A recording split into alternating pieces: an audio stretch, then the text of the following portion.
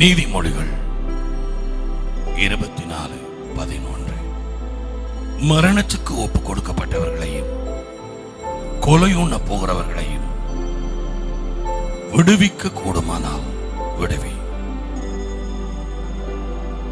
அதை அறியும் என்பாயாக. இருதயங்களை சோதிக்கிறவர் அறியாரோ? உன் ஆத்துமாவை காக்கிறவர் கவனியாரோ? அவர் மனுஷருக்கு அவனவன் வேலைகளுக்கு தக்கதாய் பலன் அடையாரோ?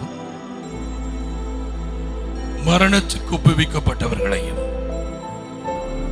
கொலையுண்ண போகிறவர்களையும் விடுவிக்க கூடுமானால் விடுவி.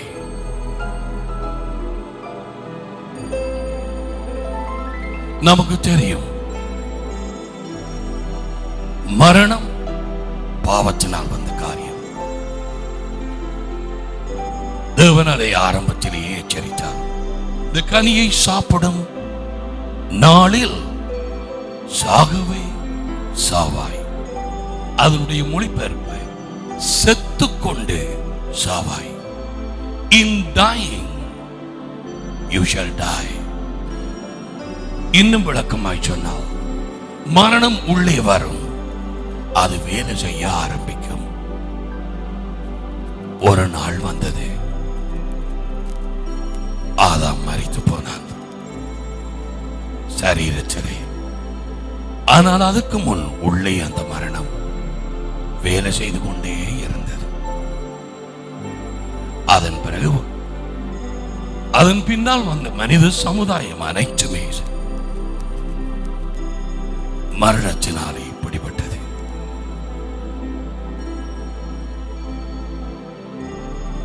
சரீர மரணம் மனிதனின் முடிவல்ல.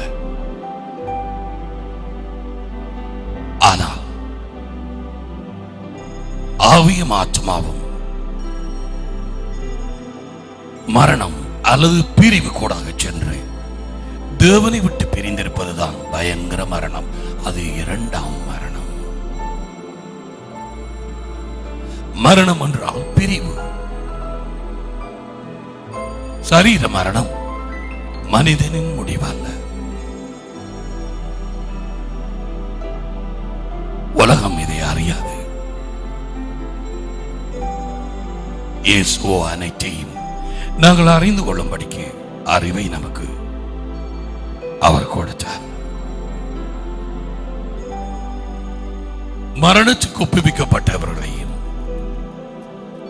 கொலையுண்ண போகிறவர்களையும் விடுவிக்க கூடுமானால் விடுவித்துக் கொள். அதுவும் அந்த படத்திலே ஒன்றுமே அறியாத ஒரு மிருகம், ஒரு பாவமும் அறியாது,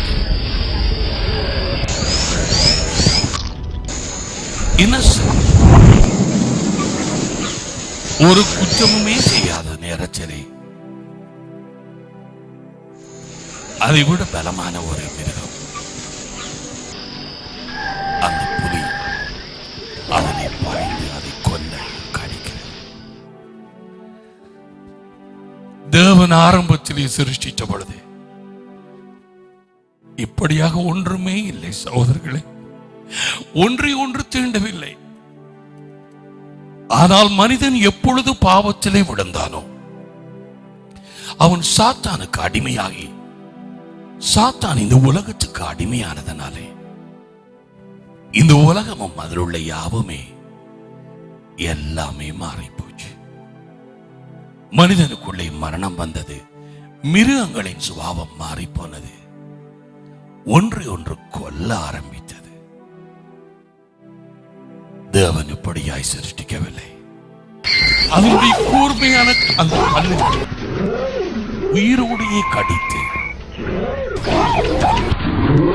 அதை சாப்பிடும் போது எவ்வளவு வேதனை! மனிதனுடைய பாவத்தினால் மிருகங்கள் வேதனை அடைகிறது. ரோமர் 8ஆம் அதிகாரத்திலே சர்வ சிருஷ்டி அனைத்தும் பிரசவ வேதனை அடைகிறது என்றே பவுலின் மூலம் எழுதி வைத்திருக்கிறார்.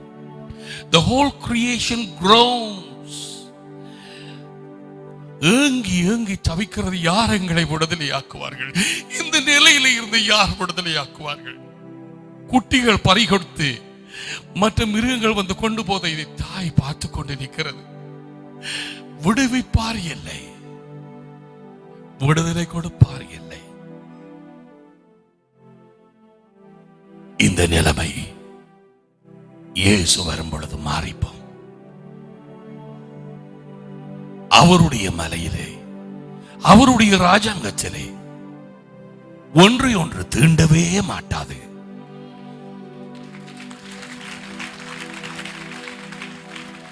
ஏசாயா 11ஆம் அதிகாரத்திலே நீங்கள் அதை வாசித்துக் கொள்ளலாம். ஒரு பிள்ளை பாம்பினுடைய பொந்துக்குள் கையை போட்டாலும் அது தீண்டாது. அவருடைய ராஜரிகத்திலே ஒன்றை ஒன்று தீண்டாது. சகோதரனே சகோதரியே, தேவனை அறிந்த தேவ பிள்ளையே, எத்தனை நாட்கள் நீ சபையிலே உட்கார்ந்திருக்கிறாய்? எத்தனை வார்த்தைகளை கேட்டாய்? எத்தனை பிரசங்கங்களை கேட்டாய்? எத்தனை ஒன்று மாறி கிழமை தோறும், மாதம் தோறும், வருஷா வருஷம் மரணத்துக்கு ஒப்புவிக்கப்பட்ட ஒருவனை, ஒருத்தியை, ஒரு குடும்பத்துக்கு விடுதலை கொடுத்தாயா?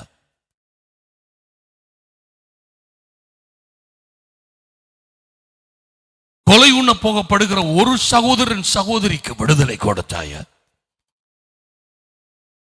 எப்படி இந்த புலி அதை பாய்ந்து கடிச்சு அப்படியே அது முழுவதுமாய் உயிரோடையே சாப்பிட போகிறதோ, இந்த நேரத்திலே சாத்தான் அசுத்தாவிகளை வீடுகளுக்கு அனுப்பி கொண்டிருக்கிறான்.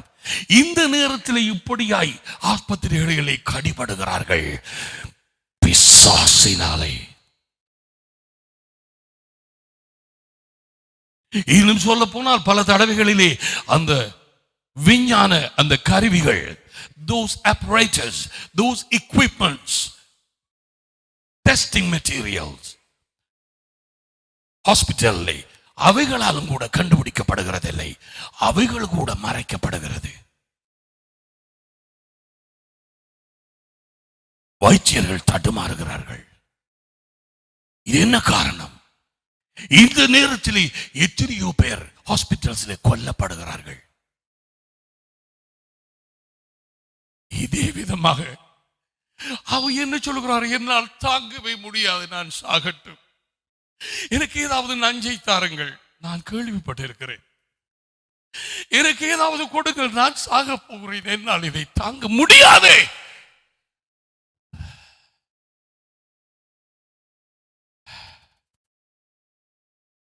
சிலருக்கு சில சமயத்திலே அப்படியாக ஏதாவது கொடுத்து அவர்களை மரணத்துக்கூடாக அனுப்புகிறார்களாம் என்றும் கேள்விப்பட்டேன். உலகெங்கும் மிகுந்த பயங்கர வேதனைப்படுகிறதுனாலே அங்காலே போகட்டும். இந்த நேரத்திலே அது நடந்து கொண்டிருக்கிறது. அந்த மேலே ஏறி அதை கொல்ல எச்சரிக்கும் அந்த மிருகத்தை போல அசுத்தாவிகள் வீடுகளிலே வேலை செய்கிறது. சில சமயம் ஒரு பிள்ளையை, சில சமயம் முழு குடும்பத்தையும், அல்லது தாய் தகப்பனை, அல்லது ஒரு கிராமம் முழுவதையுமே மிருகங்கள் உள்ளே போய் இந்த அசுத்தாவில் அவளை கொல்லுகிறதே. சபையோ பாட்டு பாடி நாடகங்கள் நடத்தி கூடுதலான பாட்டுக்களை சீடிகளிலே வாங்கி அவைகளை கேட்டுக்கொண்டு பிக்னிக்ஸ் வைத்துக்கொண்டு ஒரு ஈஸ்டருக்கு அல்லது ஒரு கிறிஸ்துமஸுக்கு அதுக்கு இதுக்கு பெரிய சாப்பாடுகளை வைத்துக்கொண்டு இதுகளில் ஒரு பிழையும் இல்லை. ஆனால் மரணத்துக்கு ஒப்புவிக்கப்பட்டவர்களை விடுதலையாக்குறோமா? கொலைக்கு நியமிக்கப்பட்டவர்களை நாம் விடுதலையாக்கி கட்டுக்களை உடைக்கிறோமா? இதுவெல்லாம் இயேசுவினுடைய உள்ளத்திலே வாஞ்சியாக இருந்த காரியம் இல்லையானால் எதுக்காக சொல்லுகிறார்? என்னை பின் செல்லுங்கள், நான் உங்களை மனுஷர்களை பிடிக்கிறவர்களாக்குவேன். பிசாசுகள் பிடித்து அவர்களை அடக்கி வைத்திருக்கிறது. பாவத்தின் பிடியிலே அடக்கி வைக்கிறது.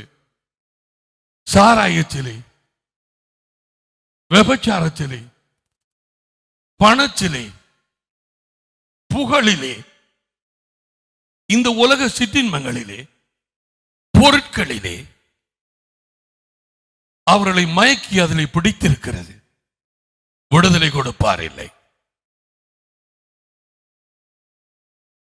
நோய்களை போட்டு அவர்களை பிடிக்கிறது. சந்ததியாய் வரும் நோய்கள், பாவத்தினூடாக வந்த நோய்கள், தகப்பன் தாக்கி இருந்த நோய்கள், அது மறுபடியும் பிள்ளைகளை தொடர ஆரம்பிக்கிறது. விடுவிப்பார் இல்லை, விட்டுவிடு என்று சொல்லுவார் இல்லை. சபை தன்னுடைய வேலையிலே கொண்டாடுகிறது. வாஷ்டி என்கிற அந்த ராணி எப்படி தன்னுடைய சொந்த பாட்டியிலே ஈடுபட்டு இருந்தாலோ, அழைப்பு வந்தும் அவள் அதுக்கு செவி கொடுக்கவில்லை. ராஜா கோபம் கொண்டு அவளை விலக்கினான். இன்றைக்கு வாஷ்டியை போல அநேக சபைகள், விசுவாசிகள் உண்டு.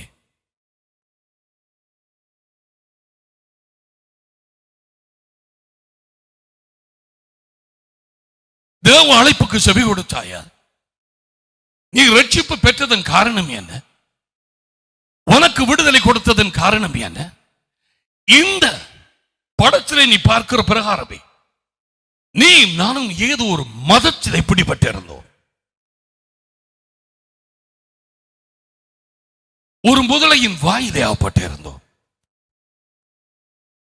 யாரோ ஜபித்ததனாலே, இயேசு வல்லமையினால் நமக்கு விடுதலை கொடுத்ததனாலே தேவ வசனத்தை நாம், அந்த வெளிச்சத்தை நாம் கண்டடைந்தோம். இன்றைக்கு அவரை நோக்கி கூப்பிடுகிறோம்.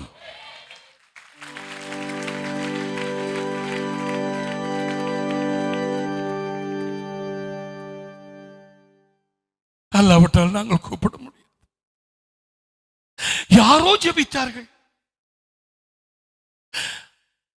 அதோடு நமக்கு இப்போதைக்கு தெரியாமல் இருக்கலாம். நித்தியத்திலே நாம் அறிய வருவோம். எதற்காக அவரது ராஜ்யத்துக்குள்ளாக நுழைந்தாய்? ஏன் விடுதலை பெற்றாய்? எதற்காக உனக்கு ராஜ பதவி கிடைத்தது? எத்தனை பேர் மரணத்துக்கு ஒப்புவிக்கப்பட்டவர்கள் இருக்கிறார்கள்? எத்தனை பேர் கொலை உண்ணப்படுகிறார்கள்? சாத்தானால், அசுத்தாவிகளினால். கிராமம் கிராமமாக புட்டிப்பட்டு இருக்கிறார்கள். நிச்சரை இல்லாதவர்கள், மனக்குழப்பம் அடைந்தவர்கள். எத்தனையோ பேர் மனநோய் ஹாஸ்பிட்டல்ஸில் இருக்கிறவர்கள்.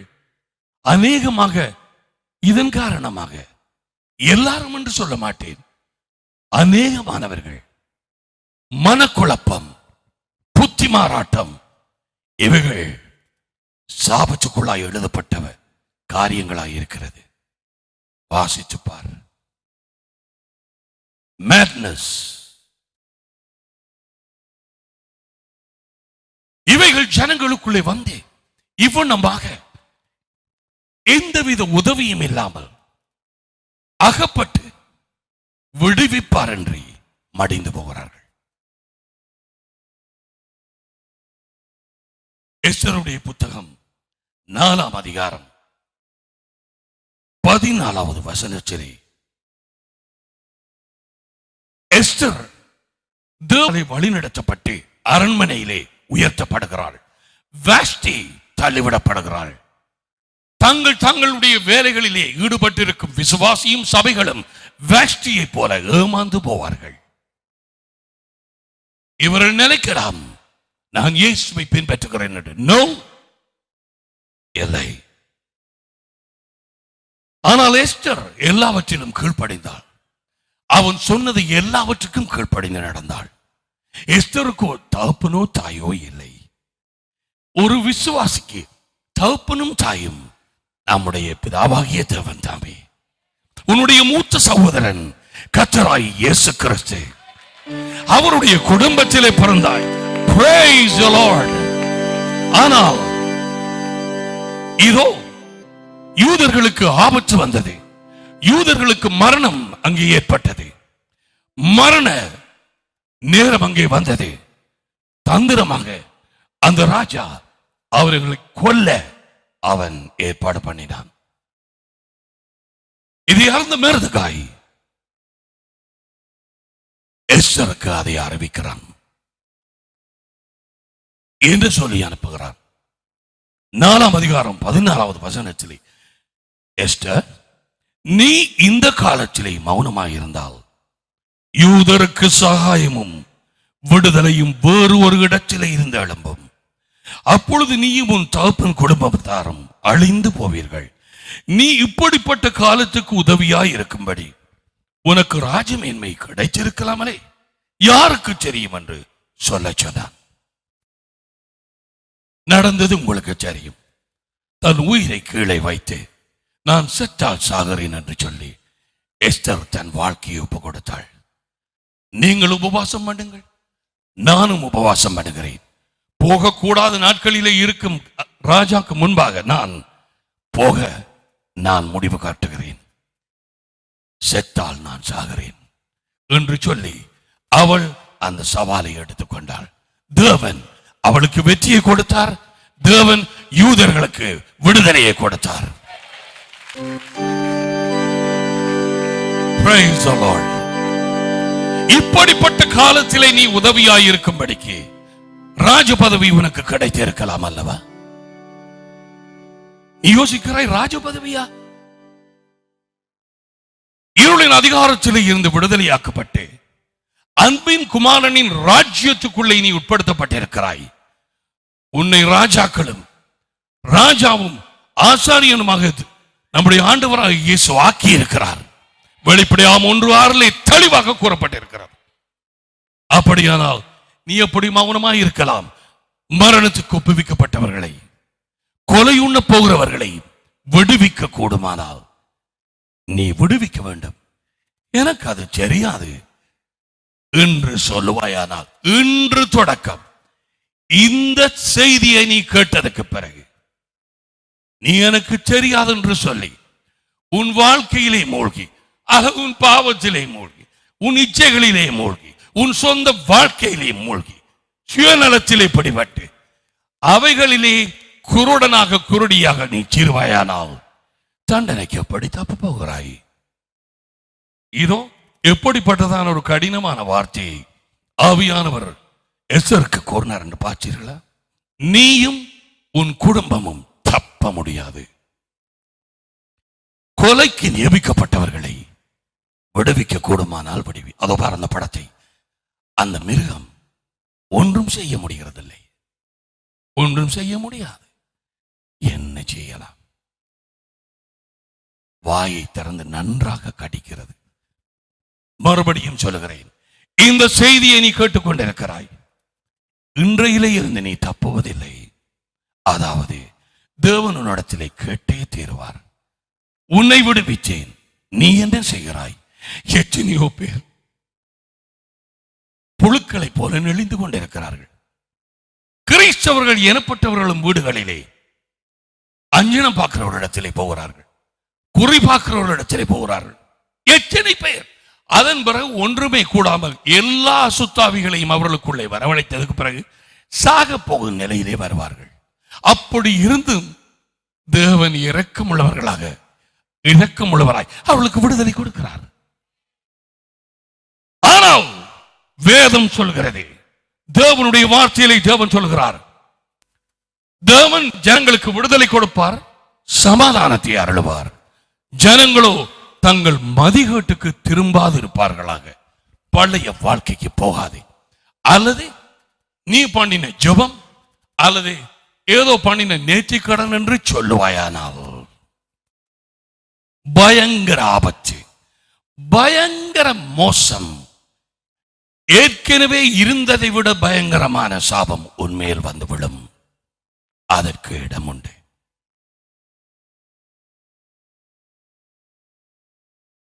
நான் ஒன்றுமே குணமாக்க முடியாது, நான் விடுதலை கொடுக்க முடியாது. நானும் கர்த்தரும், கர்த்தராலே கர்த்தரோடு கூட எல்லாமே கூடும். அவரே விடுதலை கொடுக்கிறவர், இயேசுவே குணமாக்குகிறவர். ஊழியர்கள் அவருடைய கருவிகள் மட்டுமே. குணப்படுத்துகிறவர் ஆண்டவராய் இயேசு கிறிஸ்து, விடுதலை கொடுக்கிறவர் ஆண்டவராய் இயேசு கிறிஸ்து. ஐயா, உனக்கு தெரியாது என்று சொல்லாதே. கர்த்தரோடு சேர்ந்து இருக்கிறவன் அவரோடு ஒரே ஆவியா இருக்கிறான். 1 கொரிந்தியர் 6ஆம் அதிகாரம். அவரோடு சேர்ந்தே நீ இந்த விடுதலையின் ஊழியத்திலே இறங்கலாம். இயேசு தொடங்கிய தொடக்கம் அவர் ஊழியத்தை முடியும் வரை விடுதலை கொடுக்கும் ஊழியத்திலே அவர் ஈடுபட்டுக் கொண்டே இருந்தார். வந்த ஒவ்வொருவரையும் குணமாக்கினார், வந்த ஒவ்வொருவரையும் விடுதலை கொடுத்தார். ஆம், ஆனால் வேலையாட்கள் மிக சொற்பமாய் இருக்கிறது. ஏன் மௌனமாய் இருக்கிறார்கள்? மௌனமாய் இருந்து கொண்டு இருக்கிறார்கள். ஏசாயாவினுடைய புத்தகம் 42வது அதிகாரத்திலே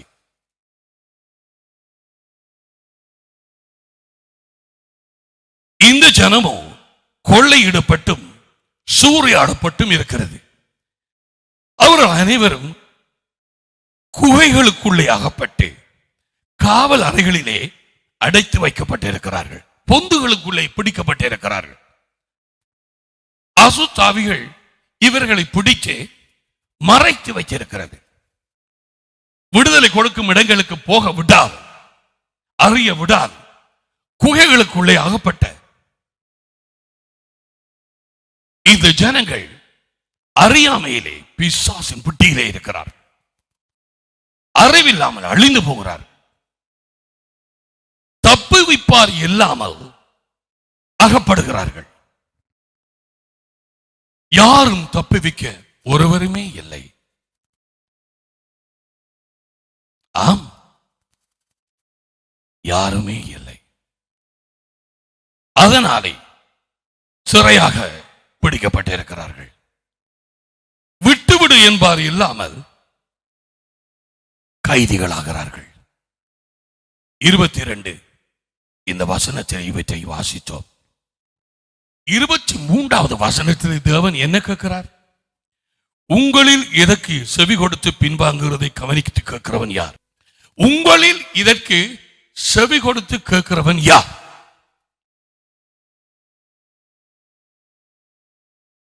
யார் இதை கவனிக்கிறவன்? விடுவிப்பார் இல்லை, விட்டு விடு என்று சொல்லுவார்கள் இல்லை. இதோ இந்த நேரத்தில் நீ ஒரு காரியத்தை நீ பார்க்க போகிறாய். இதோ சில மிருகங்கள் தண்ணீர் தாகத்திலே அந்த இடத்துக்கு வந்து கொண்டிருக்கிறது. தூரமாக சிங்கங்கள் படுத்திருப்பதை சரியாக அறியவில்லை. இதோ அடையாளம் கண்டு கொண்டது. அவைகள் துரத்த ஆரம்பிக்கிறது. அநேகமான மிருகங்கள் ஓடி போக ஒரு கன்று பிடிபடுகிறது.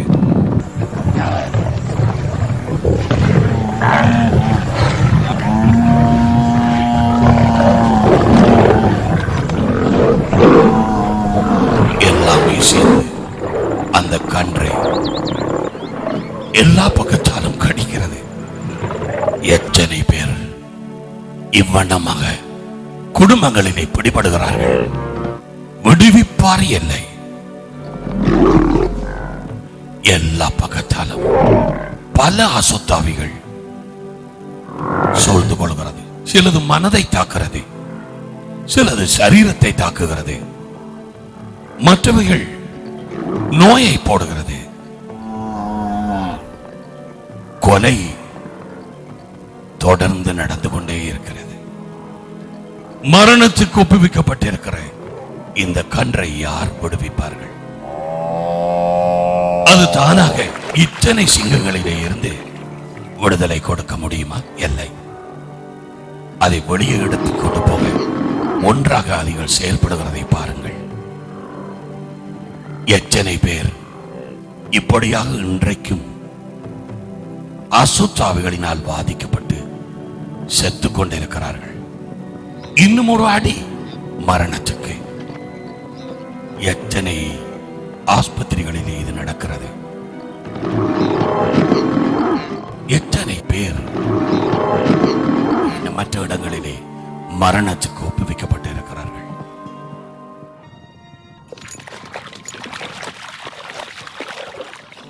இன்னும் ஒரு மிருகம் கீழே இருந்து முதலை வந்து மற்ற பக்கத்தாலே கடிக்கிறது.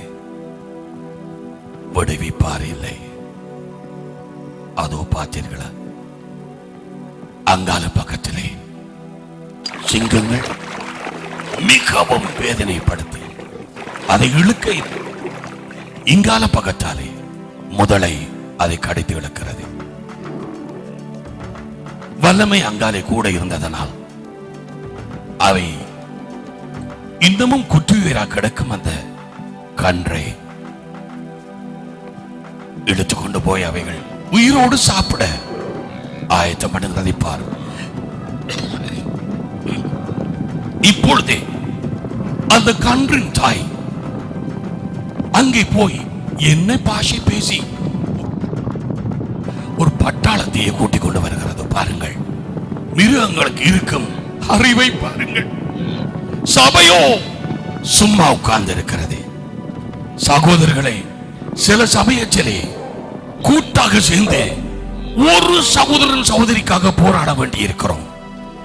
எவ்விதமாக ஒன்றாக சேர்ந்து வந்து இந்த கன்றுக்குட்டியை விடுதலை பண்ண அவைகள் வந்திருக்கிறது என்பதை பாருங்கள். அதோ தாய் அந்த எதிரியை தாக்க முற்படுகிறது. மற்ற மிருகங்கள் பயந்து இருந்தாலும் எல்லாம் ஒன்றாக செயல்பட ஆரம்பிக்கிறது. அந்த தாய் கோபம் அடைந்து தூக்கி எறிகிறது. ஒரு கன்றுக்குட்டி, ஒரு எருமை குட்டி இதோ கலைத்துக் கொண்டு போகிறது. கொலை செய்ய வந்த அந்த சிங்கத்தை பெண் சிங்கம் மறுபடியும் கூட்டமாக வருகிறார்கள். விடு, எங்கள் பிள்ளையை விடு என்கிற வண்ணமாக கூட்டமாய் சேர்ந்து வரும் மிருகங்கள். ஆனால் சபைக்கோ அறிவே இல்லை. அதோ பாருங்கள், விடுதலை பண்ணியது. இதோ அவர்கள் விடுதலை பண்ணியது.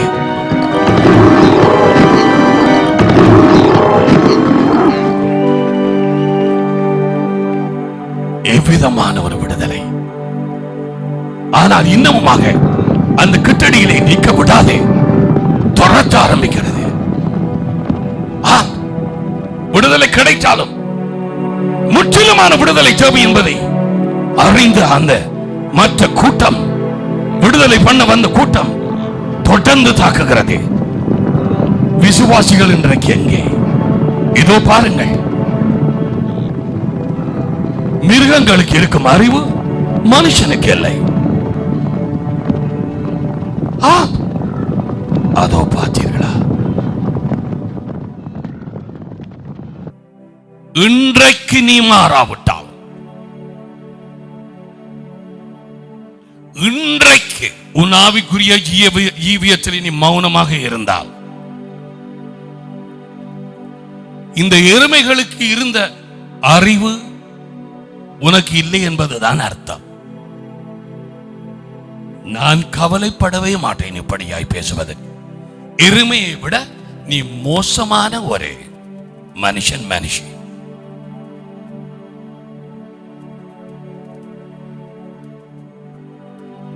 அதுகளுக்கு இருந்த அறிவை பார்த்தீர்கள் சகோதரர்களே. சில சமயம் ஒரு சகோதரனுக்கு, ஒரு குடும்பத்துக்கு விடுதலைக்கு கூட்டாக நாங்கள் சேர்ந்து உபவாசம் பண்ணி அதற்காக போராட வேண்டும். எத்தனை பேர், எத்தனை நேரம் பேதுரு பிடிபட்ட நேரத்திலே போராடினார்கள். பேதுரு இதே மாதிரி ஆக்கப்பட்டிருந்தான். கொலைக்கு நியமிக்கப்பட்டிருந்தான். சபையானது கூட்டாக ஜெபம் பண்ணியது. விட்டாது ஜெபித்தார்கள். சபையிலே எல்லாரும் கூடிக்கொண்டார்கள். ஆவியிலே ஜெபம் பண்ணினார்கள். தேவன் பேதுருவை விடுதலை பண்ணும்படிக்கு, சங்கிலிகளை அவிழ்த்து விடும்படிக்கு தம்முடைய தூதனை அனுப்பினார். கட்டுக்கள் கலைந்து அவிழ்ந்து போயிற்று. கதவுகள் தானாகவே திறக்கப்பட்டது. பேதுரு நினைத்தார், நான் ஒரு சொற்பனம் காண்கிறேன். என்ன இது நடக்கிறது?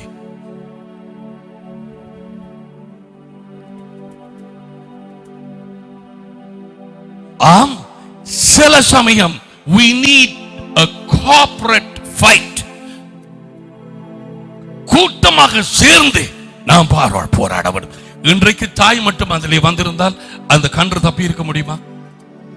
சொல்லு.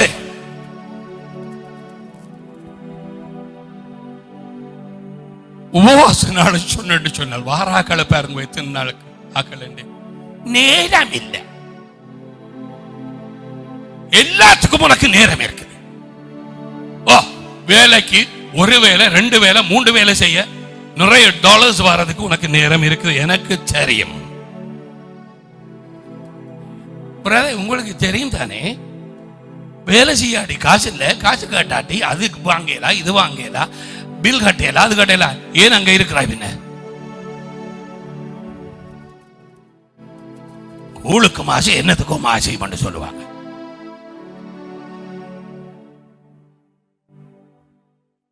எத்தனை பேர் வருகிறார்கள் உபவாசத்துக்கு? எத்தனை பேர் வந்து போராடுவார்கள்? எத்தனை பேர் பிரதர் நான் போறேன், நானும் சேர்ந்து போறேன். இந்த கிராமங்களில் இருக்கிறவர்கள் விடுதலை அடைய வேண்டும். இந்த கோயில்களிலே ஆகப்பட்டிருக்கிறவர்கள் விடுதலை அடைய வேண்டும். ஒரு சகோதரி சொன்னால், நான் தூங்கும் வேளையில் பாம்பு என்னை வந்து அப்படியே சுத்தி கொள்கிறது. சில விசுவாசிகளுக்கும் போதகர்மாருக்கும் இது பைத்தியமாக இருக்கலாம். இப்பொழுது நடந்து கொண்டிருக்கும் காரியம் நீ யோசிக்கலாம், அந்த தாய் எருமை எப்படி போய் பேசி அது மற்றாக்களை கூட்டி கொண்டு வந்தது? அதுகள் எல்லாம் முதல்ல திறத்துற நேரத்தில் ஓடினதே கண்டீர்களா இல்லையா? எல்லாம் கூட்டமா ஓடிச்சதே. ஒரு கன்று மட்டும்தானே ஆகப்பட்டது. அதுக்கு பிறகு எல்லாரும் சேர்ந்து திரும்பி வந்ததன் காரணம் எப்படி? என்ன பாஷையால பேசி இருக்கும்? எப்படி அவைகள்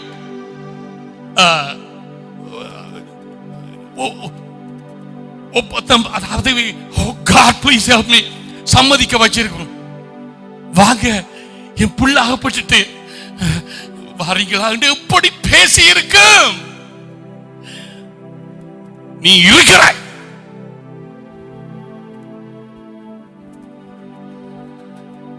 என் குடும்பம், என் மனைவி, என் பிள்ளைகள், என் இது, என் வேலை, என் வீடு, என் வாகனம். அந்த எருமை எழுப்பார். இன்றைக்கு அவர்கள் எல்லாரும் சேர்ந்து வந்து அந்த எருமைகள் மோதி அந்த தாய் நெருங்கி அந்த கொம்பு கொப்பா இருக்கிறது. அதிகாரம் இயேசு கிறிஸ்துவின் அதிகாரம். தாவீதின் குடும்பத்திலே ரட்சணிய கொம்பு ஒன்றை ஏற்படுத்தினார் தேவன். அந்த அதிகாரம் அந்த எருமை கொம்புகளினாலே போட்டு அந்த பாரமான அந்த சிங்கத்தை தூக்கி ஒரேறி இதுவரையிலும் அவைகள் அறிந்திருக்காது என்று நான் நினைக்கிறேன். I don't know. ஆனால் தன்னுடைய அதிகாரத்தை உபயோகிக்க ஆரம்பித்தது வந்தது. என்ன விடுகிறாயா இல்லையா என் பிள்ளையை? அந்த கொம்பை கீழே போட்டு வயிற்று பக்கமாக தூக்கி ஒற்றாரை. இயேசுவின் நாமத்திலே அதிகாரத்திலே நீ மேற்கொள்ளலாம்.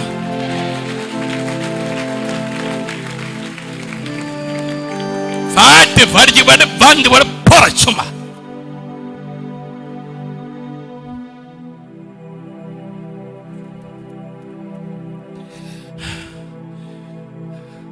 ஒன்றாக சேர்ந்து போராட வேண்டிய நாட்கள் ஆதி சபை அப்படித்தான் செய்தது. ஒன்றாக சேர்ந்து போராடினார்கள். ஆம்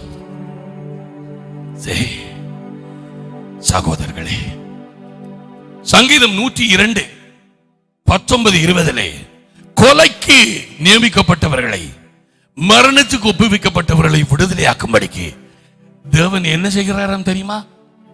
அவர் மேலே இருந்து கண்ணோக்கமானார்.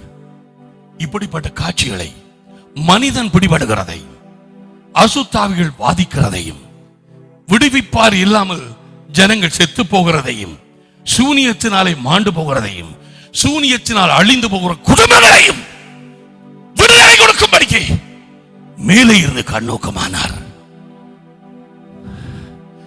ஏன் மேலே இருந்து பார்க்கிறார் சொல்லவா? யாரை அனுப்புவோம்? யார் எங்களுக்காய் போவார்கள்? யாரை அனுப்புவோம்? யார் எங்களுக்காக போவார்கள்? இதுதான் அவருடைய குரல். Whom shall we send? Who will go for us? யார் எங்களுக்காக போவார்கள்? நீயும் உன் வேலையும் உன்னுடைய சுயநலமும் உன்னுடைய ஆசீர்வாதமும் இருக்க போகிறாயா? தப்புவதே இல்லை. எஸ்தருக்கு கூறப்பட்டதையே சொல்லுகிறேன். நீயும் தப்புறதில்லை, உன் குடும்பமும் தப்புறதில்லை. எஸ்தருக்கு ஒரு எச்சரிப்பு, எங்களுக்கு வேறு விதமான ஒரு எச்சரிப்பு. இப்படிப்பட்ட காலத்தில் நீ மௌனமாக இருந்தால் தண்டனைக்கு எப்படி தப்ப போகிறாய்? கூட்டான தாக்கம் தேவை, கூட்டான தாக்கம் தேவை. எல்லாரும் சேர்ந்து போராட வேண்டியிருக்கிறோம். ஒரு கிராமத்திலே எத்தனை சிங்கங்கள், அசுத்தாவிகள், பொல்லாதாவிகள், விக்கிராரான ஆவிகள், மரணத்தின் ஆவிகள், தற்கொலையின் ஆவிகள், நோயின் ஆவிகள். நீங்கள் கவனித்து பார்த்திருக்கலாம். மண்டூர் பகுதியிலே அநேகமான பிள்ளைகளுக்கு நடக்க முடியாது. சூம்பினக்கால் கேட்பார் இல்லை, இதை குறித்து கவலைப்படுவார் இல்லை, விடுதலை கொடுப்பார் இல்லை, அக்கறை உள்ளவர்கள் இல்லை, ஏனென்று கேட்பார் இல்லை. அதனாலே அந்த ஆட்கள் கொள்ளையாக போவார்கள், அவர்கள் சிறைப்பட்டு போவார்கள். விடுவிப்பார் என்று மரணத்துக்குள்ளாக போவார்கள். வேறு யாரும் இல்லை, அரசாங்கம் இதை செய்ய முடியாது. No government can deliver them. Hospitals அவர்களுக்கு விடுதலை கொடுக்க முடியாது. மருந்து கட்டலாம், இருக்கும் நோயை. நல்லது, தேவன் அவர்களை ஆசீர்வதிப்பாராக. ஆனால் பொல்லாத ஆவிகளினாலே, அசுத்த ஆவிகளினாலே பிடிபட்டு கட்டப்பட்டு மரணத்துக்கு உபயோகிக்கப்பட்டிருக்கும் நேரத்திலே அவர்களை விடுவிப்பார் இல்லை. அவர்களை விடுவிக்க ஒரே ஒரு கூட்டம் தான் இருக்கிறது, தேவனுடைய ஸ்தானாதிபதிகள். அவர்கள் மட்டும்தான் விடுதலை கொடுக்கலாம். நீ இயேசு கிறிஸ்துவை விசுவாசித்து ரட்சிப்படைந்து நீ பரிசுத்த ஆவியினாலே நிரப்பப்பட்டிருந்தால் you are that person. நீ தான் அந்த ஆள். அதோ பார்த்தீர்களா, எவ்விதமாக நாங்கள் நினைத்திருப்போம், கன்று குட்டிச்சாரி 5 சிங்கம் சேர்ந்து கடிச்சதுக்கு பிறகு இனி எப்படி உயிர் வாரது என்றாலும் அவர்கள் விட்டவே இல்லை. No, we'll fight, get away, get away என்று சொல்ற பிரகாரம் பிள்ளையை அது எல்லாம் சேர்ந்து கிட்டே வந்தது.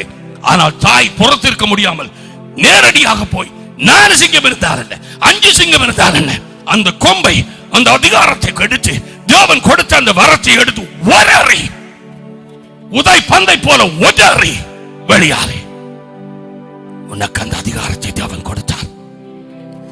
அந்த எருமைக்கு இருக்கும் அந்த கொம்பு இயேசு கிறிஸ்துவின் நாமத்தின் அதிகாரம். என்ன செய்கிறாய் வைத்துக் கொண்டே? ஆரை பார்த்து கொண்டு திரிகிறாய்? நீ வெளியூரில் இருக்கிற நீயும் தான். ஆரை பார்க்கிறாய்? எதற்காக சர்ச்சுக்கு போகிறாய்? இதோ சில மிருகங்கள் தண்ணீர் தாகத்திலே அந்த இடத்துக்கு வந்து கொண்டிருக்கிறது. ஒரு எதிரி மெதுவாக தண்ணீருக்கு கீழே அமர்ந்து வருகிறது.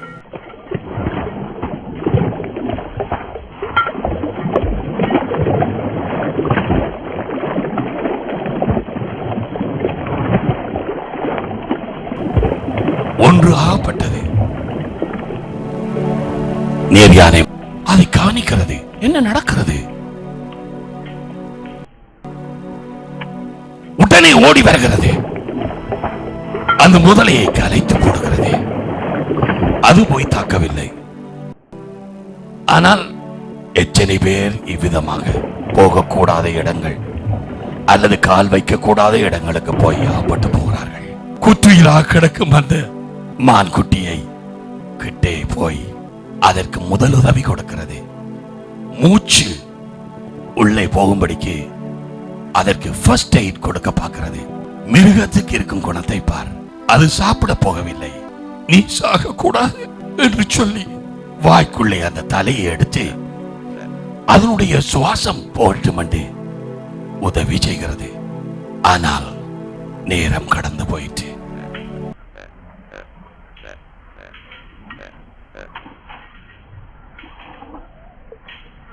நீர் யானை மறுபடியும் தண்ணீருக்கு திரும்புகிறது. பல அசுத்தாவிகளைப் போல கழுகுகள் வந்து அங்கே சேர்க்கிறது. தன் இரையை இழந்த முதலை பார்த்து கொண்டிருந்து அந்த குட்டியுயிரா கடந்து மரித்து போன அந்த மானை மறுபடியும் கொண்டு போனது.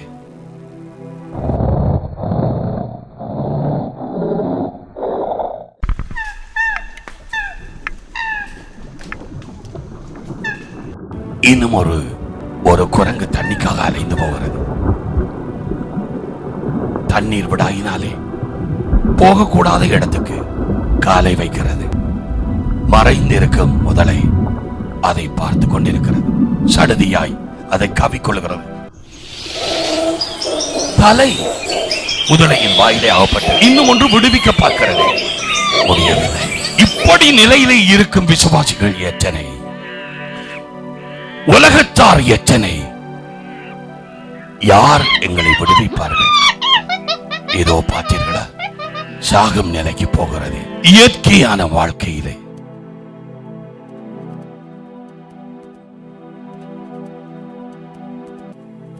ஒவ்வொரு நாளிலும்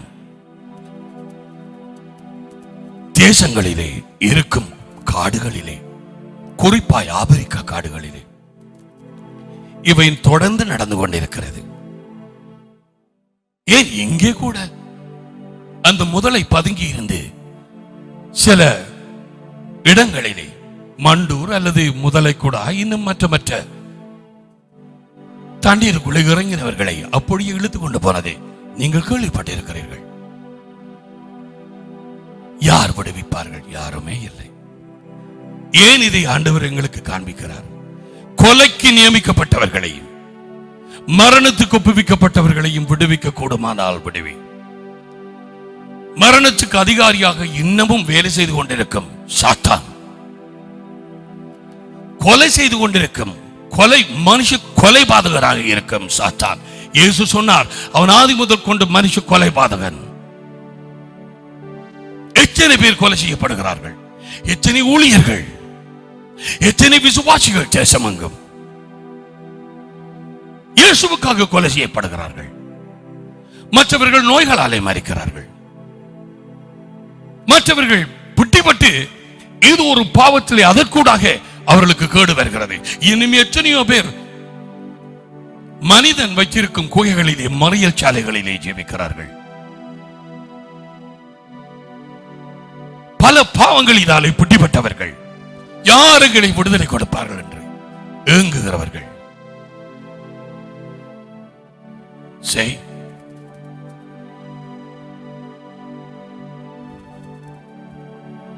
நீ என்ன செய்து கொண்டிருக்கிறாய்? அந்த நீர் யானை பார்த்திருந்து அந்த முதலை பிடித்ததும் அந்த ஆட்டுக்குட்டியை, அந்த மான்குட்டியை அதை விடுவிக்க ஓடுகிறது. முதலை அதை விட்டு ஓடி போகிறது. ஒரு விதமாக அது கரையேறுகிறது. அதுக்கு உதவி செய்ய போகிறது. வழக்கமாக அது சாப்பிட்டு விழுங்கி இருக்க வேண்டும். ஆனால் அது போகிறது. எல்லாம் சரியா, ஓகேயா? மான்குட்டி பயந்து இன்னும் தூரமாக ஓடுகிறது. இந்த நீர் யானையை அதுக்கு பின்னால போய் அதை தன் வாய்க்குள்ளாக எடுத்து அதை தடாவி கொடுக்கிறது. Trying to give first aid. தன்னுடைய மூச்சாகுதல் அந்த குட்டிக்கு வந்து தப்புமாக்கும் என்று அது எப்படி யோசித்திருக்கிறது. இது மிருகங்களினுடைய அறிவு. சில மிருகங்களுக்கு ஆண்டவர் கொடுக்கும் அறிவை பாரு. இன்றைக்கு நீ என்ன செய்து கொண்டிருக்கிறாய்? 680 பிரசங்கம், 1 வருஷம், 2 வருஷம், 3 வருஷம், 10 வருஷம், 15 வருஷம், சில 20 வருஷமாக கேட்கிறீர்கள். ஒரு ஆளை, ஒரு குடும்பத்தை இந்த முதலையின் வாயிலே இருந்து, பொல்லாத ஆவியிலே இருந்து, இந்த சிங்கத்தின் வாயிலே இருந்து நீ விடுதலை கொடுக்கவில்லை. உனக்கு எதற்காக செய்தி? உனக்கு எதற்கு அதிகாரம்? உனக்கு எதற்கு எந்த வரமும்? உனக்கு தேவை ஒரு சபை மண்டபம், அவ்வளவேதான். அவ்வளவுதான் உன் வாழ்க்கையிலே கிடைக்கும். ஆனால் இப்படிப்பட்ட காலத்தில் நீ மௌனமாயிருந்தால் தண்டனைக்கு எப்படி தப்புவோம்? இதோ பார், தேவன் தாமே இதை சொல்லி இருக்கிறார். எபிரியர் 2ஆம் அதிகாரம்.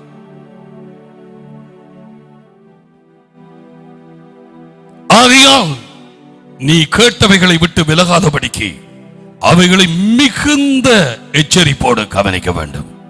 குறிப்பாய் இன்றைக்கு நீ கேட்ட இந்த காரியம், இந்த செய்தி, இந்த டிவிடி நீங்கள் ஒவ்வொருவரும் வீடுகளிலே வைத்திருக்கும்படிக்கு தேவன் விரும்புகிறார். நான் இதை மற்ற செய்திகளுக்கு நான் சொல்லவில்லை. உன்னுடைய முதலாவது அழைப்பு விடுவிப்பது. உன்னுடைய முதலாவது அழைப்பு ஆத்தும ரட்சிப்பு கொடுப்பது. உன்னுடைய முதலாவது அழைப்பு சுவிசேஷ ஊழியத்தை செய்வது. இருளிலே இருக்கிற ஜனங்களை வெளிச்சத்துக்கு கொண்டு வருகிறது. பிசாசின் பிடியிலே இருக்கிறவர்களை விடுதலையாக்கி இயேசுவண்டை கொண்டு வருவது. அதுதான் உன்னுடைய முதலாவது அழைப்பு. வேலை வேலை வேலை. Wait a minute. எல்லாம் வேலை. அது எடுபட்டு உன் குடும்பம் பிடிபடுற நேரத்திலே அதற்கு பிறகு நீ கேட்க போறாய், விடுவிப்பார் எங்கே?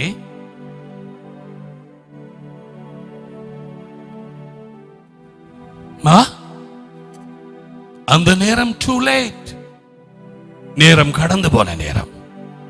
இதோ பார், ஏனெனில் தேவதூதர் மூலமாய் முதலில் சொல்லப்பட்ட வசனத்துக்கு விரோதமான எந்த செய்கைக்கும் கீழ்ப்படியாமைக்கும் நீதியான தண்டனை வரத்தக்கதாக அவர்களுடைய வசனம் உறுதிப்படுத்தப்பட்டிருக்க.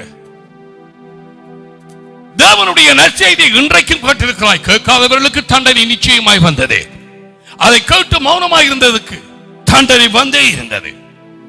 முதலாவது கர்த்தர் மூலமாய் அறிவிக்கப்பட்டு பின்பு அவரிடத்திலே கேட்டவர்களாலே நமக்கு உறுதியாக்கப்பட்டதும். எப்படி உறுதியாக்கப்பட்டது?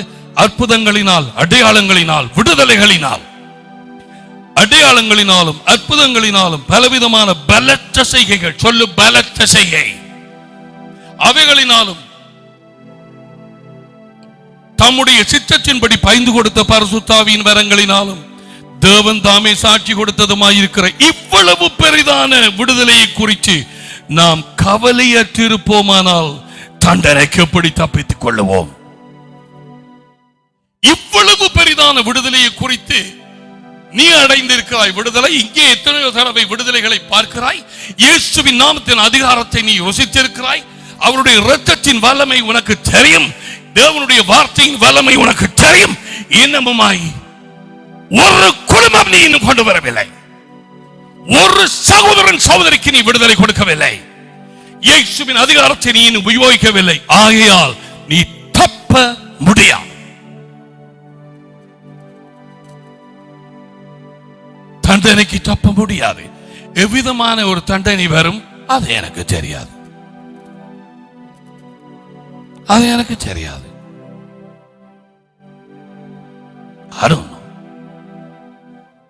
உள்ளவனுக்கு கொடுக்கப்படும், இல்லாதவனிடத்திலோ இருந்ததும் எடுத்துக் கொள்ளப்படும். நீ உன் வரங்களை உபயோகிக்கவில்லை. நீ இயேசுவின் நாமத்தின் அதிகாரத்தை உபயோகிக்கவில்லை. நீ உன் நேரத்தை ஏதவனுக்கு ஒன்று ஒப்புக் கொடுக்கவில்லை. நீ உன்னுடைய பணத்தை தேவனுடைய ராஜ்யத்துக்காக அங்கு போட்டு அவருடைய ராஜ்யம் பரவும் படிக்கும், கொலைக்கு நியமிக்கப்பட்டவர்கள் விடுதலையாக்கப்படும் படிக்கும், கட்டுண்டவர்கள் விடுதலை கொடுக்கும் படிக்கும் நீ செலவழிக்கவில்லை. எப்படி தப்ப போகிறாய்? எத்தனையோ இடங்களிலே டிவி நாங்கள் போட வேண்டியதாக இருக்கிறது. வேலையாட்கள் இல்லை. உதாரணமாக மண்டூரில் தேவைப்பட்டது. ஒரு சகோதரன் எழுந்தார், நான் அந்த டிவியை நான் வாங்குகிறேன். ஒரு சகோதரன். இப்பொழுது அந்த இதிலே செய்தியை பார்த்துக் கொண்டே இருக்கிறார்கள். தேவனுடைய ராஜ்யத்துக்கு என்று விதைக்கிறது தொடர்ந்து உன்னோடு கூட வரும். நீ சேர்த்து வச்சது எல்லாமே உனக்கு தெரியாத ஒருவன் வந்து அவைகளை அனுபவிப்பான். நன்றாக சேர்த்து வை. வீடு குவி மட்டும் சேர்த்து வை. தேவன் வேறு ஒரு இடத்திலே விடுதலை கிடைக்கும்படிக்கு வேறு ஒரு இடத்துக்கு போவார்.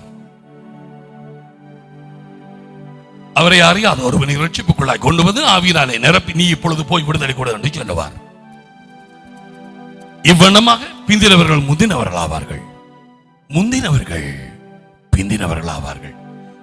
யாரும் இன்றைக்கு இந்த செய்திக்கு பிறகு சாக்கு போக்கு சொல்ல இடமே இல்லை. You watch. இது நான் ஏற்பாடு பண்ணி வரவில்லை.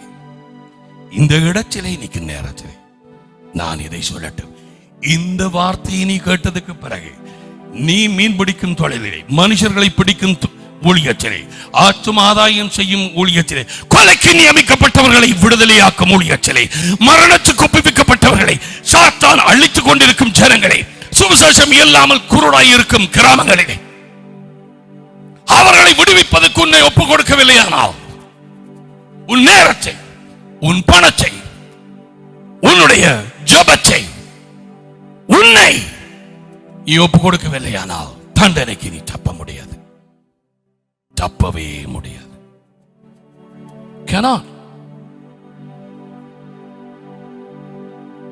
தப்பவே முடியாது. சுவிசேஷம் அறியாத ஒவ்வொருவரும் கொலைக்கு நியமிக்கப்பட்டவர்கள்.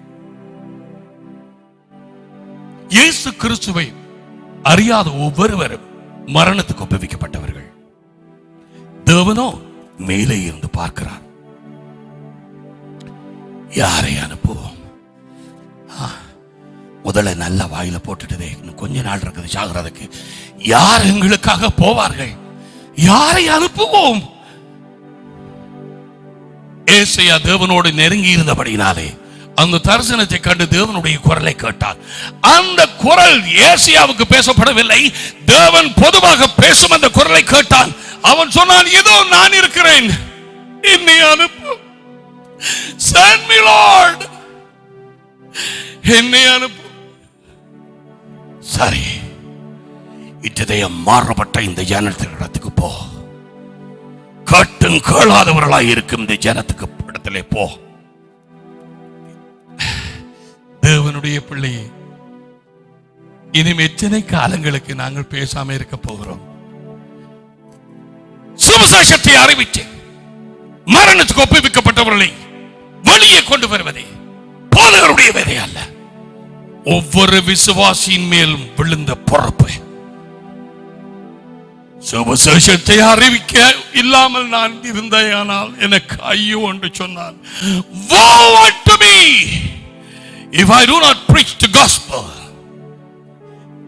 ஏன் இந்த நற்செய்தி தேவனுடைய வல்லமை. The good news is the power of God. இது தேவனுடைய வல்லமை. That's right. அதைத்தான் அவர் சொன்னார். போய் நற்செய்தி அறிவியுங்கள், வியாதி உள்ளவர்களை குணமாக்குங்கள், மரித்தோரை எழுப்புங்கள், பிசாசுகளை துரத்துங்கள். இலவசமாய் பெற்றீர்கள், இலவசமாய் கொடுங்கள். அவர்களுக்கு விடுதலை கொடுக்கிறவர் தேவகுமாரன் இயேசு கிறிஸ்து. நீ நானும் அல்ல. ஆனால் அவர் அந்த இடத்துக்கு போவதற்கு ஒரு சரீரம் தேவை. அவர் அந்த சகோதர சகோதரி மேல் கரங்களை வைக்கிறதுக்கு ஒரு கரம் தேவை. அந்த நற்செய்தி விடுதலையின் செய்தியை அறிவிப்பதற்கு ஒரு வாய் தேவை. அவை யாவும் நீயும் நானும் தான்.